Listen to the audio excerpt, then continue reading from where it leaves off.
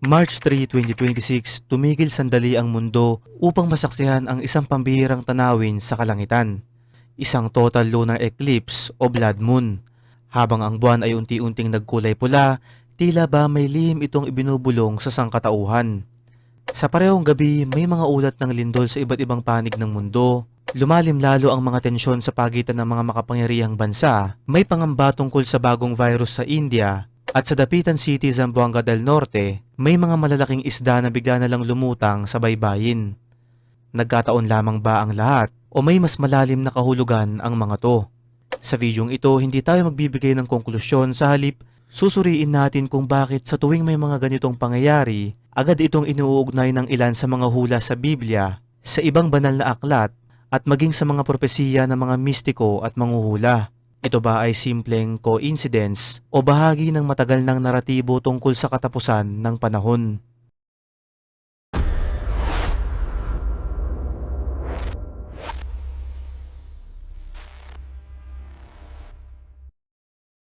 Mga kaibigan, ang tinatawag na blood moon ay isang total lunar eclipse. Sa agham, nangyayari ito kapag ang mundo ay pumagitna sa araw at sa buwan. Dahil sa Rayleigh scattering, ang anino ng ating mundo ay tumatama sa buwan. Ang liwanag ng araw na dumadaan sa atmosfera ng mundo ay unti-unting nagiging kulay pula, kaya nagmumukhang kulay dugo ang buwan. Isang natural na astronomical event. Ngunit sa kasaysayan, hindi ito basta-basta tinuring na ordinaryo.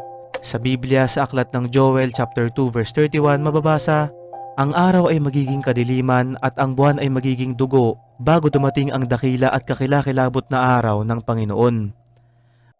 Sa Inca spirituality, pinaniniwalaan nilang ang pulang buwan ay senyales na nilalamon ito ng isang jaguar. Sa ancient China naman, itinuturing itong dragon na kumakain sa buwan. Sa ilang bahagi ng Pilipinas, may paniniwalang ito ay masamang pangitain at kailangang mag-ingay upang itaboy ang masamang espiritu.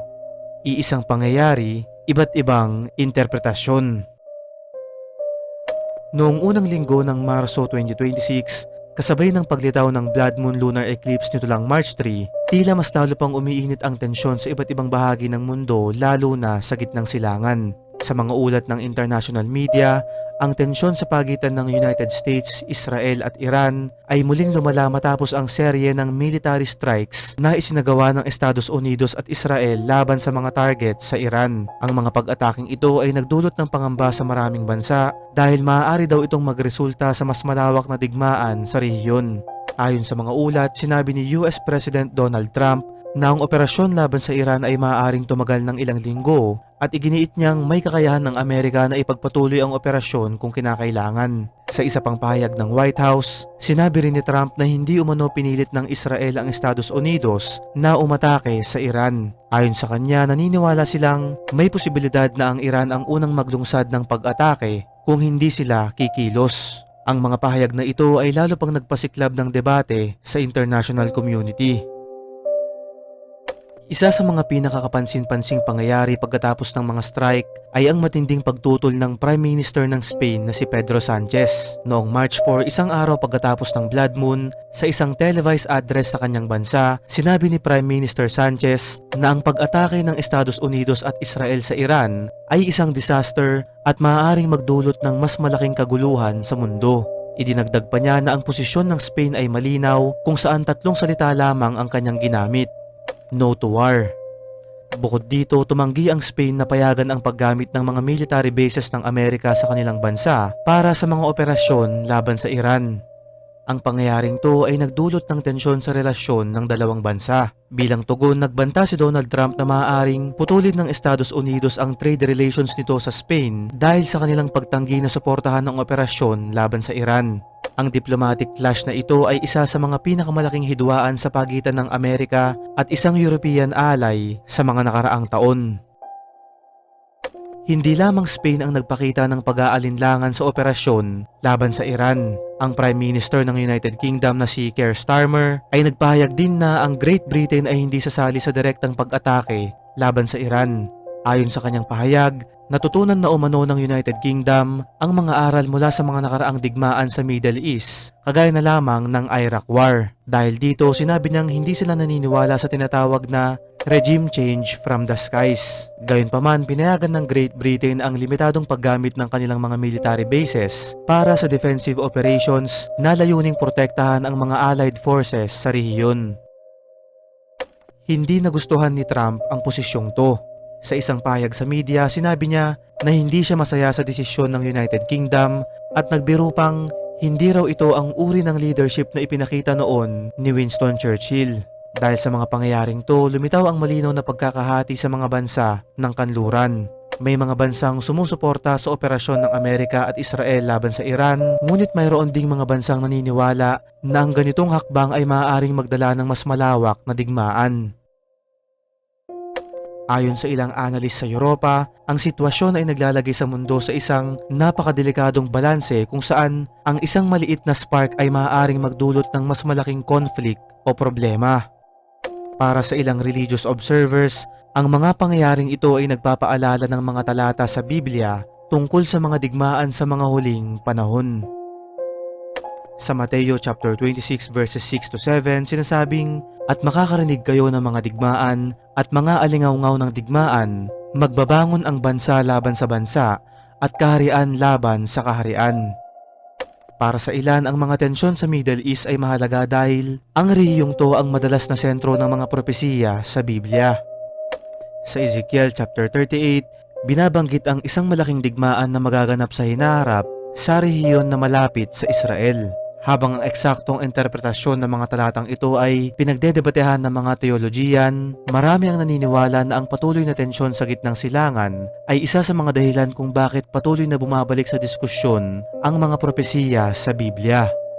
Ang isa pang dahilan kung bakit naging sentro ng usapan ang mga pangyayaring to ay ang timing kung kailan naganap ang mga bagay. Ang mga diplomatic crisis, military operations, at international tensions ay nangyari halos kasabay ng blood moon lunar eclipse noong March 3. Bagamat ayon sa agham ang blood moon ay isang normal na astronomical event, sa kasaysayan ng relihiyon at kultura, madalas itong ituring bilang simbolo ng pagbabago o babala. Sa Quran naman, may mga talata na nagsasalita tungkol sa panahon ng kaguluhan bago dumating ang araw ng paghuhukom. Sa Hinduism, ang konsepto ng Kali Yuga ay isang panahon ng moral decline at kaguluhan bago muling magsimula ang isang panibagong cycle. Ngayon, kung mapapansin nyo, halos lahat ng relihiyon ay may bersyon ng magulong panahon bago ang pagbabago. Ngunit mahalagang tanungin, may panahon ba sa kasaysayan na walang digmaan? Ang World War I, World War II, Cold War, sa bawat henerasyon may nagsasabing ito na ang huli. Kapag pinagsama-sama ang blood moon, mga lindol, mga digmaan, mga sakit, mga kakaibang pangyayari sa kalikasan, nabubuo ang isang pattern sa isipan ng tao, ngunit ang tanong, ang pattern ba ay totoong konektado o likas lamang sa tao ang maghanap ng kahulugan sa gitna ng kaguluhan? Nito lang January, inanunsyo ng mga otoridad sa West Bengal, India na may ilang kumpirmadong kaso ng Nipah virus o NIV, isang zoonotic virus na nakukuha mula sa hayop at maaaring makahawa sa tao. Ayon sa mga opisyal na ulat, noong late December ng 2025, may 2 taong nagdevelop ng sintomas na kalaunan ay nakumpirma na positibo sa Nipah virus. Noong January 23, 2026, inuulat ng mga lokal na otoridad na mayroong 5 kumpirmadong kaso ng NIV sa West Bengal, India at may humigit kumulang 100 katao na nasa ilalim ng quarantine o observation dahil sa posibleng exposure. Ang NIV ay isang virus na may fatality rate na inaasahang 40 to 75% depende sa outbreak at kalusugan ng pasyente at walang opisyal na gamutan o bakuna dito sa ngayon. Dahil sa mga kaso sa India, ilang bansa sa Asia ang nag-igting ng health screening sa kanilang mga paliparan para bantayan ang pagpasok ng virus. Maraming tekstong binabanggit kapag pinag-uusapan ang mga sakit o epidemya bilang potensyal na signs o signus ng isang panahon ng kaguluhan.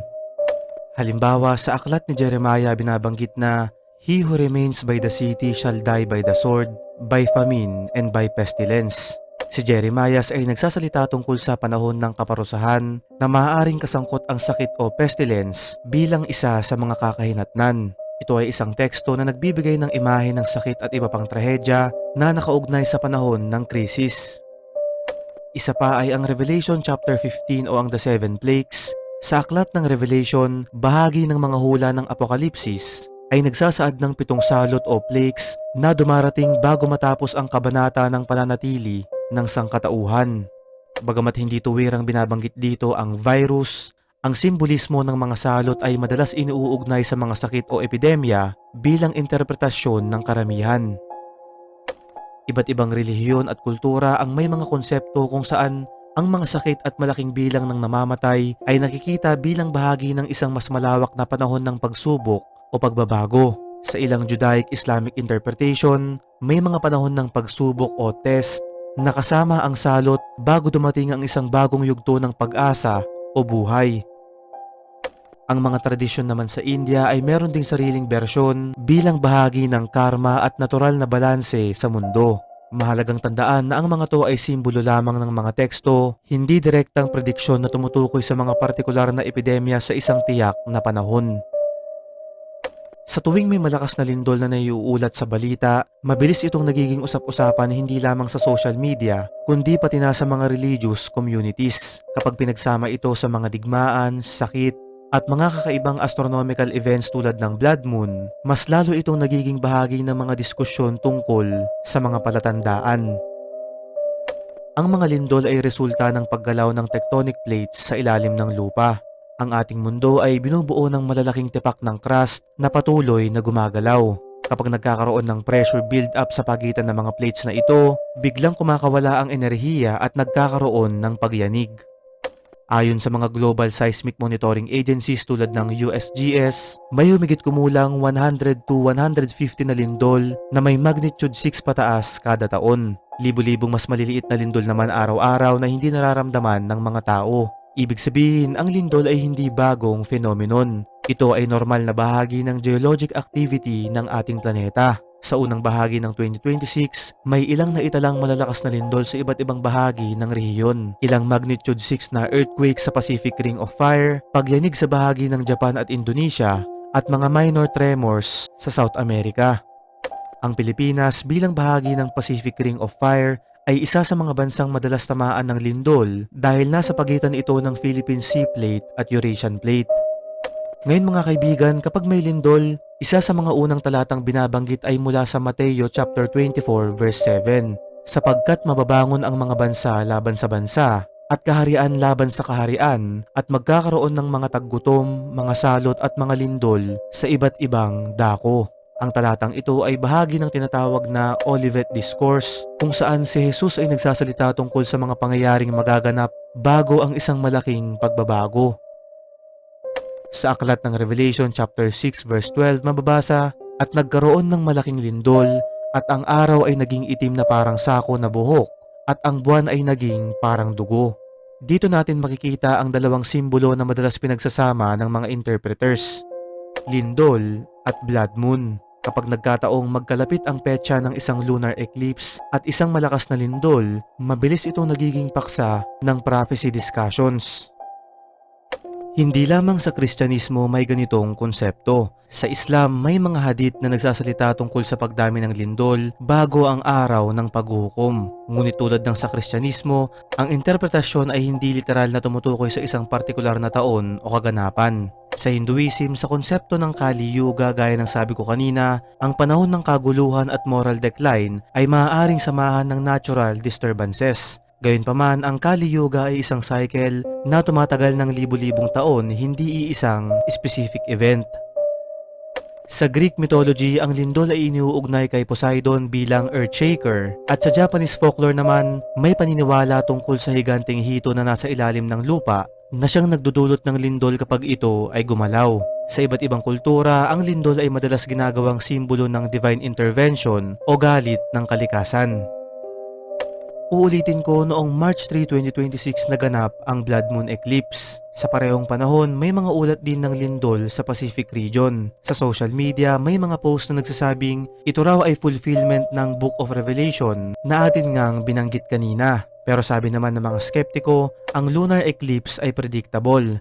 Ang lindol ay regular na geological event at ang sabay nilang paglitaw ay hindi otomatikong nangangahulugang konektado sila sa isa't isa.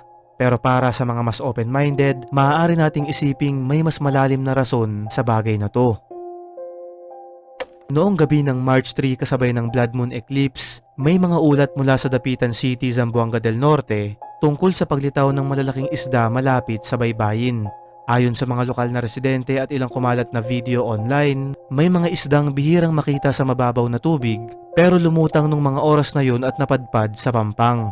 At dahil nagkataon ito sa gabi ng blood moon, mabilis itong naging paksa ng diskusyon sa social media. May mga nagsasabing ito raw ay senyales o signus. May iba namang nagsabing natural lamang itong pangyayari. Kung titignan natin ang agham, may ilang dahilan kung bakit maaaring lumutang o mapadpad ang malalaking isda sa baybayin. Una, pagbabago sa temperatura ng tubig. Kapag may biglaang pagbabago sa temperatura ng dagat, maaaring maapektuhan ang galaw ng mga isda at mapalapit sila sa mababaw na bahagi. Pangalawa, underwater seismic activity. Kung may lindol sa ilalim ng dagat, maaaring madisturb ang marine ecosystem at magdulot ng kakaibang galaw ng mga isda. Pangatlo, oxygen depletion. May mga pagkakataon na bumababa ang oxygen level sa tubig na tinatawag na hypoxia na nagiging dahilan para umangat ang isda sa ibabaw. At pang-apat, light sensitivity. Ang lunar eclipse ay nagdudulot ng pansamantalang pagbabago sa liwanag, ngunit bagamat hindi ito karaniwang sanhi ng mass stranding, pwede pa rin itong makaapekto sa behavior ng ilang marine species. Walang opisyal na pahayag na nag-uugnay sa blood moon at sa paglitaw ng isda bilang may direktang koneksyon, ngunit dahil sabay itong nangyari, naging mas malakas ang simbolismo nito sa mata ng publiko. Sa kulturang Pilipino, ang dagat ay hindi lamang pinagkukunan ng kabuhayan, ito rin ay may espiritual na kahulugan. Sa ilang lumang paniniwala, bago pa man dumating ang mga Espanyol dito sa ating bansa, ang biglaang paglitaw ng maraming isda ay maaaring tanda ng pagbabago sa panahon. Ang kakaibang kilos ng mga hayop ay minsang iniuugnay sa paparating na lindol o sakuna. Yung iba naman ay itinuturing ang dagat bilang may bantay o espiritu na makikita natin sa ilang lumang katutubong paniniwala. May mga kwento rin sa Visayas at Mindanao na nagsasabing bago dumating ang malakas na lindol o tsunami, may mga hayop na nagpapakita ng kakaibang asal. Gayunpaman, mahalagang tandaan na hindi lahat ng ganitong pangyayari ay may kasunod na sakuna. Marami sa mga to ay natural environmental responses, pero sa kabilang banda, hindi pa rin natin maitatanggi na marami talagang hindi maipaliwanag na bagay sa ating mundo. Para sa mga hindi nakakaalam, ang isda ay may malalim na simbolismo sa Biblia. Sa Bagong Tipan, ang isda ay simbolo ng mga sinaunang Kristiyano. Ang salitang ektis ay ginamit bilang lihim na simbolo ng pananampalataya. At dahil dito, may isa pang talata na madalas banggitin kapag may kakaibang pangyayari sa dagat. Sa Lucas chapter 21 verses 25 to 26, at magkakaroon ng mga tanda sa araw at sa buwan at sa mga bituin. At sa lupa ay magkakaroon ng kagulumihanan ng mga bansa na may pagkataranta dahil sa ugong ng dagat at ng mga alon. Yung ugong ng dagat na sinasabi dito ay madalas iniuugnay ng ilan sa mga natural disturbances sa karagatan. Sa Aklat ng Pahayag chapter 8 verses 8 to 9, at ang ikalawang anghel ay humihip ng trompeta, at tila isang malaking bundok na nagniningas sa apoy ay inihagis sa dagat, at ang ikatlong bahagi ng dagat ay naging dugo, at ang ikatlong bahagi ng mga nilalang sa dagat ay namatay. Ito ay simbolikong wika na matagal nang pinagdedebatehan ng mga teologiyan. May ilan na literal ang interpretasyon, habang ang iba naman ay naniniwalang ito raw ay metaphorical imagery ng isang malawakang pagbabago. Ngunit mahalagang balikan natin ang mga datos. Ang lunar eclipse ay predictable. Ang lindol ay regular na geological process. Ang marine stranding ay may environmental explanations. Ang sabay-sabay na paglitaw ay hindi agad nangangahulugang iisa lamang ang sanhi. Pero sa kabilang banda mga kaibigan, ito ay paliwanag lamang ng siyensya, stating the obvious kung tawagin ng iba.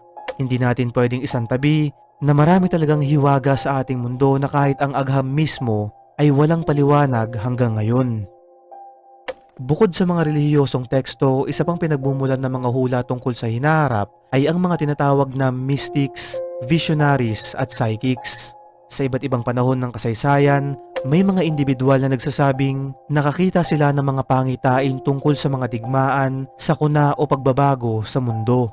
Kapag may malalaking pangyayari tulad ng digmaan, epidemya, o kakaibang astronomical events, madalas binabalikan ng ilang tao ang mga lumang prediction na ito upang tignan kung may pagkakatulad ba sa kasalukuyang sitwasyon. Isa sa pinakasikat na pangalan pagdating sa propesiya ay si Michel de Nostradam, mas kilala bilang Nostradamus, isang French physician at astrologer noong 16th century. Noong 1555, inilathala niya ang aklat na Le Prophéties na naglalaman ng daan-daang apat na linyang tula na tinatawag na quatrains. Nakasulat ang mga to sa halo-halong wika at simbolikong estilo, kaya maraming interpretasyon ang lumabas sa paglipas ng panahon. May mga nagsasabing ang ilan sa kanyang mga sinulat ay tila tumutukoy sa pag-angat at pagbagsak ng mga pinuno, mga digmaan sa Europa, mga sakuna at pagbabago sa mundo. Gayunpaman, maraming historians ang nagsasabing ang mga hula ni Nostradamus ay napakalabo o symbolic, kaya madaling iangkop sa iba't ibang pangyayari pagkatapos na mangyari ang mga to. Isa pang madalas na binabanggit sa mga modernong prophecy discussions ay si Baba Vanga, isang Bulgarian mystic na nabuhay mula 1911 hanggang 1996. Sinabi ng kanyang mga tagasunod na nakapaghula siya ng mga pangyayari tulad ng ilang mga natural disasters, geopolitical conflicts at teknolohikal na pagbabago. Kaya lang marami sa mga prediksyon na iniuugnay sa kanya ay walang direktang dokumentasyon mula sa kanyang sariling mga sulat. Kadalasan ito ay mula sa mga kwento ng mga taong nakarinig daw ng kanyang mga sinabi. Dahil dito mahirap patunayan kung alin sa mga prediksyon ang tunay na nagmula sa kanya. Dito mga kaibigan, may mahalagang punto na binabanggit ng mga historian at analyst at ito ay ang tinatawag na retrofitting. Ang retrofitting ay nangyayari kapag ang isang lumang teksto o prediksyon ay inaangkop sa isang pangyayaring nangyari na. Halimbawa, kung ang isang teksto ay nagsasabing magkakaroon ng digmaan sa pagitan ng mga bansa, madali itong iugnay sa halos anumang digmaan sa kasaysayan. Ganito rin ang nangyari sa mga simbolikong hula tungkol sa blood moons, lindol, epidemya at pagbabago sa lipunan. Dahil ang mga pangyayaring to ay paulit-ulit na nangyayari sa kasaysayan, nagiging posibleng iugnay ang mga to sa maraming interpretasyon ng mga hula. Ang mga mystics at visionaries ay bahagi na ng mahabang kasaysayan ng sangkatauhan. Ang kanilang mga sinulat at pangitain ay patuloy na pinag-aaralan at pinagtatalunan hanggang ngayon. Kapag may malalaking pangyayari sa mundo, natural lamang na may mga taong maghanap ng koneksyon sa mga lumang hula. Pero pakatandaan, lahat ng mga to ay pawang interpretasyon lamang at walang ebidensya. Sa modernong panahon, hindi na lamang mga simbahan, aklat, o personal na usapan nagmumula ang mga interpretasyon tungkol sa mga signus at pangitain. Ibig sabihin lang, hindi ito bagong phenomenon. May mga pagkakataon na ang mga tao ay nag-uugnay ng natural events sa propesiya. Halimbawa na lang, noong 1910 nang dumaan ang Halley's Comet sa Earth's orbit, may mga taong naniwalang ito ay magdadala ng sakuna. Noong 1999, may mga interpretasyon sa mga hula ni Nostradamus na nagsasabing may mangyayaring malaking pagbabago sa taong yun. Noong 2012, naging popular ang ideya na magwawakas ang mundo dahil sa maling interpretasyon ng Mayan calendar. Ngunit kung titignan, hindi naganap ang mga inaasahang sakuna. Kung babalikan natin ang kasaysayan, bawat henerasyon ay may mga panahon ng krisis. May mga digmaan sa iba't ibang siglo, may mga pandemya tulad ng Black Death noong 1300s o Spanish flu noong 1918, may mga lindol, kometa at iba pang natural events na minsang itinuring ng mga tao bilang senyales ng malaking pagbabago. Sa kabila ng lahat ng paliwanag ng agham at interpretasyon ng relihiyon, nananatili ang isang tanong. Ang mga pangyayaring ito ba ay simpleng bahagi ng natural na proseso ng mundo o may mas malalim pa bang kahulugan na hindi pa natin lubos na uunawaan? Ang mahalaga ay manatiling bukas ang isipan, maging open-minded, patuloy na magtanong at suriin ang impormasyon mula sa iba't ibang pananaw. Huwag mahiyang ibahagi ang inyong opinyon sa comment section at magkakasama natin itong pag-usapan.